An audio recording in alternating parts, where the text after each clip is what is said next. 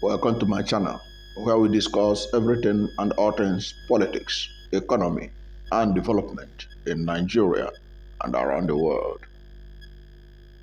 If you are a follower of TikTok or you are one of those who once in a while go to TikTok to see what is happening there, you will discover that during this Christmas and New Year season, one of the trending topics was the Igbo village mansions, where young men and women were showcasing the mansions, their family mansions in the villages as they travel for the holiday. And I want to give a historical background to that. And because there are some people who are saying, oh, it's a waste of resources to have such mansions in the villages, where in the thinking of those who are saying it doesn't bring economic returns. That's the thinking of those who are thinking in that direction, that it doesn't bring economic returns. Of course, before I continue forward on this, let me say that the Igbos are the first believers in one Nigeria. The Igbos, after the amalgamation of the northern and southern protectorate, were the earliest believers in one Nigeria. That is why, if you look at the founding fathers of Nigeria, Sir Ahmadu Bello was born in Sokoto. Tafawa Balewa was born in Tafawa Balewa in Bauchi. Chief Obafemi Awolowo was born in Ikene. Only Dr. Nnamdi Azikiwe was born outside Igbo land. Dr. Nnamdi Azikiwe was born in Zungeru in today's Niger State. If that didn't tell you anything, I think nothing would tell you anything about the Igbos' penchant for accepting one Nigeria, and also for their historic quest for exploration of environment even beyond their immediate environment. If you look at even recent Nigerian leaders, look at somebody like General Ikenwachukwu. General Ikenwachukwu's father was a railway worker, like the father of Dr. Nnamdi Azikiwe, and his father married from Katsina royal family. That's why today General Ikenwachukwu, his full name is General Ike Omar Sanda Nwachukwu. So the Igbo has a history of believing in one Nigeria. The Igbo has a history of thinking that one Nigeria is a reality. But they got a culture shock, which eventually culminated to the Civil War. And that was when it now dawned on the Igbos that this one Nigeria that people talk about, they only mouth it for political convenience and when it suits them. Because even if you go to the history of those who really didn't want one Nigeria, you find out that the Igbos were not the first to object to one Nigeria. In fact, they were the last to do that, and the circumstances under which they do that is already well documented in history. It was all part of the power game that played out following the 1966 coup. But that's not where I'm dwelling.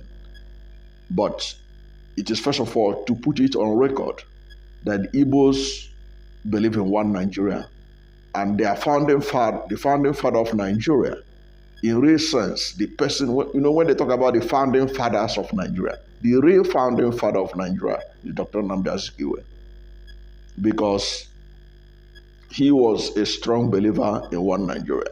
And you can see that even his birth exemplifies the need or the oneness that people of Southeast or people of Igbo extraction thought that Nigeria could be. He was the one that was born in Zungeru, outside his own ancestral home. Okay? Because his father and the people in his area accepted one Nigeria.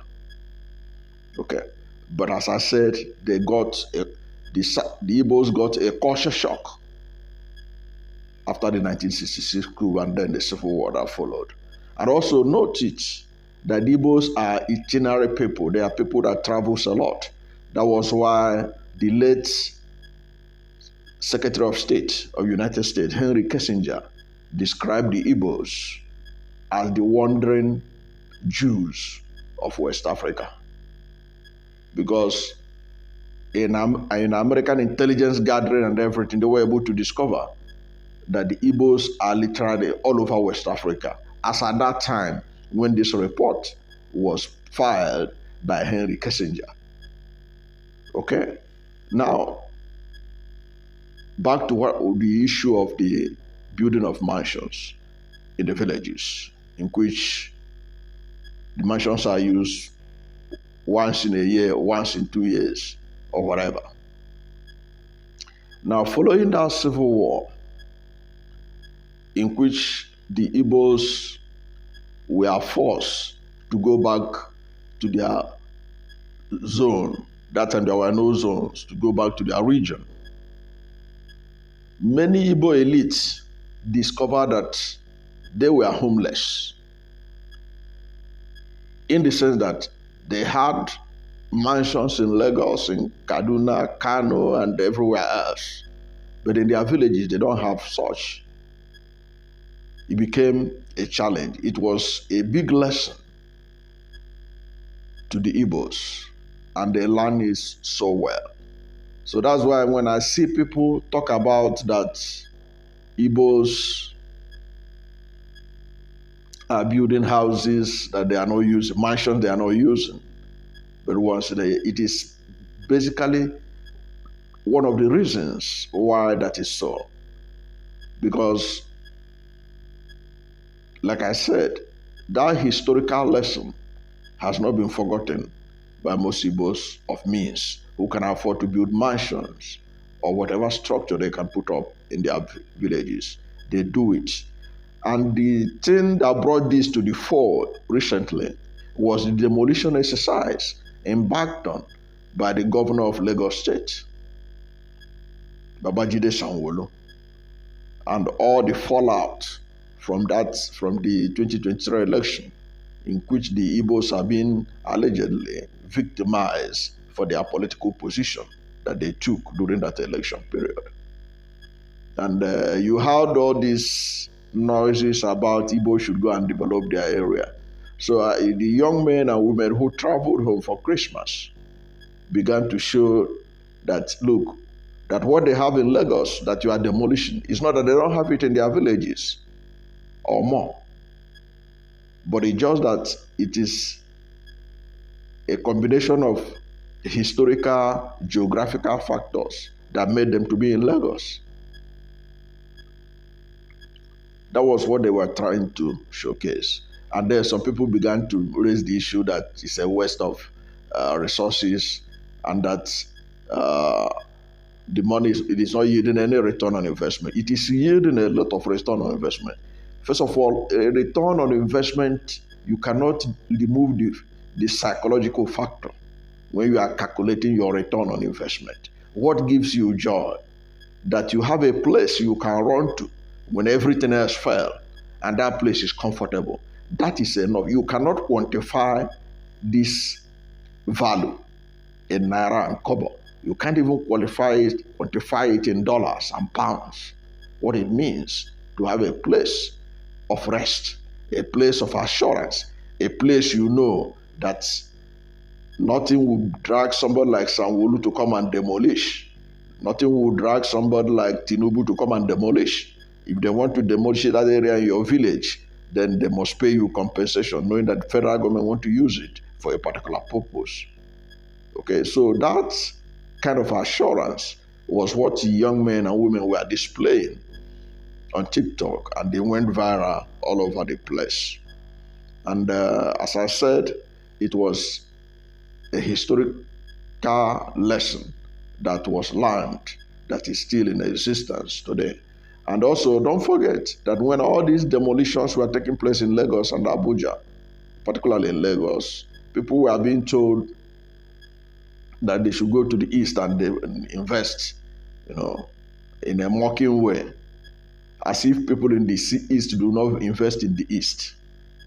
The truth of the matter is that the people in the east also invest in from the east, also invest in the east. Because if they were not investing, how is it that Onitsha market is the biggest market in West Africa? How is it that Aba Ariara International Market is the biggest market, is the second biggest market in West Africa? Is in the southeast. So you can't say that southeast do not invest. But the truth of the matter remains is that there is now a consciousness on the need for people of southeast extraction to ensure that they invest at home. Now, that those who are telling southeast people that they should invest in their zone, okay, they are even demarketing Nigeria. Because one, you are telling an internal investor that he cannot invest in so and so place. You are telling him, go to your place and invest. Yet, you are telling Americans to bring their money and come and invest. You are telling the Chinese to bring their money and invest. You are telling the Saudis to bring their money and invest. Those people will be foolish to invest in the places where the local investors are being chased away. And the local investors are the real investors in any economy. So you shoot yourself on the foot while you are dragging the Igbos, say, go to your place and invest. So why don't you tell the Americans to stay in America and invest? Why don't you tell the IT companies in America, in Silicon Valley, to remain there in Silicon Valley, in California, and not talk about coming to Nigeria to help the IT people to come and collaborate with Nigerian innovators? So why do you need those foreign people to come and invest? Why are you telling them to come and invest? When you are also within the same country, you are telling some people, no, go to your place and invest. Now, that being said, the idea of going to your place to invest is something that I think that people should also embrace. Truth be told, Southeast need jobs. Young men and women leaving colleges, they need jobs. So there's a need for more investment in that region. But investing in Southeast doesn't mean that if you see investment opportunity in other places, you should not invest on it. But the narrative people are giving is that, look, go to your place and invest. Okay, then why are you telling foreigners to come and bring their money and come and invest in your area? Why are you doing that? Foreigners they will bring their dollars to invest and they want to repatriate everything out of Nigeria. But you are talking about an internal investor that is investing in your community, investing in your area, building houses, building shopping malls, building things, schools, and what have you, which is contributing to your internally generated revenue, which you can be sure of. You are telling them they go to their place and invest. It shows lack of economic sense by those who make that call, especially at a time when the world is a global village and the money is only chasing the areas that provide the enabling environment for it to germinate and bear fruit for the investors. It's saddening that people do that. But in any case, I don't want to dwell that much on that. But the truth of the matter remains that historical lesson have been imbibed by several Igbos going forward, that if they have the means to build a mansion, they should build one in the east. And what people were showcasing during these holidays is an indication that that historical lesson is up and running and is not going down anytime soon. And those who are critics of it, they are wrong by saying that those houses, it doesn't yield any economic return. Why are they wasting money putting structure like that? And there are some Igbo people who are also making such a suggestion. I think they are suffering from naivety of history. That's why they are saying things like that. Because the truth of the matter remains that those Igbo mansions are necessary. They are like an insurance policy by the people of Igbo extraction anywhere they are in the world to have something like that in their villages, so that that could be their last resort when the push comes to shove in Nigeria. And you never can tell. Those who are mounting one Nigeria today may decide to shout another thing tomorrow when the situation of things does not favor them. Now the economy is and the politics is favoring them. They can wake up one morning and do whatever they like with the Nigerian naira. Nobody says a thing. They can come up with any policy. They run the country anyhow. The judiciary, the army, the police are in their pocket. They can do anything they like. If there is a turn of event, many of them who are shouting one Nigeria today may no longer shout it. That's the reality of history. Okay? So that is one thing I want us to take away from it. Each part of this country have different histories that determine how they behave. Okay? So nobody should condemn the Igbo mansions in the villages. It was done for a reason. It was done because of the lessons that was learned. And nobody can doubt the Igbos' patriotism in Nigeria. As I told you at the beginning of this video, if you look at Nigerian leaders, it's only Dr. Nnamdi Azikiwe that was born outside his ancestral home. That shows you an indication of Igbos being at the forefront of one Nigeria. Even if you look at Chief Odumegwu Ojukwu, you find out he was not born in his ancestral home. So the history of Igbos are littered with their acceptance of one Nigeria following the amalgamation of Northern and Southern Protectorate by the British. And that remains the case. You can argue whatever you like, but the truth remains that the first believers in one Nigeria are the Igbos. And the life of Azikiwe exemplifies that. And that was why, if you look at it, Zeke was the only one that was talking about one Nigeria before Chief Obafemi Awolowo, before Samadu Bello. Those people were talking about regionalism. They were talking about the interest of their people, and all that. Zeke was the only one talking about the nation. He was the only one talking about even Pan-Africanism. He was seeing beyond his immediate environment because of the circumstances of his birth, because of the region he came from. He was able to see Nigeria beyond what other founding fathers of Nigeria could see. And that reflects in the lifestyle of many Igbos in Nigeria. And what you see about recent development in the Southeast are also informed by those decisions. And that also, as I said, is the reason why most Igbos see Nigeria as a Nigerian project until they receive a culture shock in 1966. After that, everything went down south, in a manner of saying. Thank you for watching this video, and if you are new to my channel, you have not yet subscribed to my channel, please subscribe to my channel, hit the subscription button, hit the notification bell. When you subscribe to my channel and hit the notification bell, anytime I have a new video, you'll be among the first to know. God bless you. And please don't forget to like this video, because when you like it, God will rank it high and recommend it for more people.